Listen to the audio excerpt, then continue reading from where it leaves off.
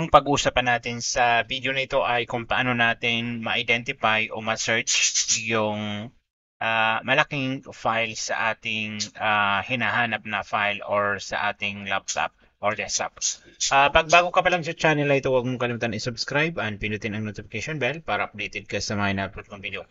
So example natin dito ay sa specific folder na to ay kung hinahanap natin dito yung malaking file.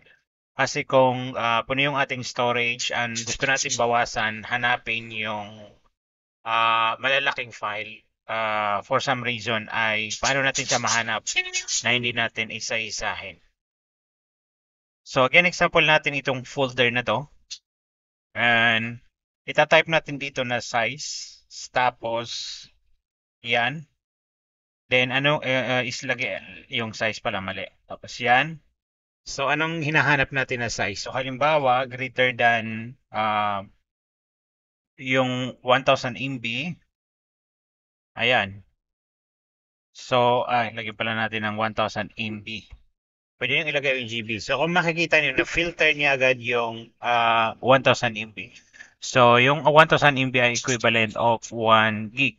So ito yung mga file na ang above 100 GB. So example natin, ano natin to, i-right click natin ito, i-verify natin, i-properties natin. So kung makikita nyo,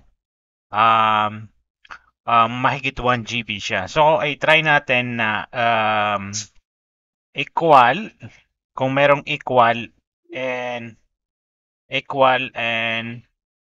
greater than. So dapat i-try natin kung gagana to. So walang equal 1 GB na file dito. So i-ano ko ulit, ilagay ko ulit yung greater than and i-check natin kung mayroon 2 GB dito. So actually i-verify natin muna to. Properties, kung makikita nyo dito sa properties ay more than 2 GB. So halimbawa ilagay natin dito 2000 GB. MB. Then enter natin. So kung makikita nyo na filter yung mga file na more than 2 GB. So i-verify natin ito. Hindi ko kasi na-check ito. So 2000 MB actually almost 2 GB yan. So kung above 3000, wala namang atang nagta 3 GB dito. Ayan, almost 2 GB. So kung malaki yung space nyo, pwede nyo i-delete ito or yung file na to kung hindi nyo kailangan.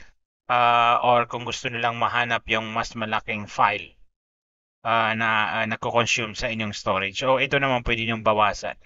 Pwede nyong bawasan ito kung gusto na i-filter yung document. Halimbawa, 100 lang para mas marami. Kaya pag nilagay nyo sa 100 MB, mas maraming available o mas maraming file na medyo maliit at saka pwede yung i-delete. So I suggest actually pag naghahanap ako yung masyadong mataas para na-identify ko agad. So hanggang dito lang and huwag niyong kalimutan i-like and subscribe ang aking YouTube channel.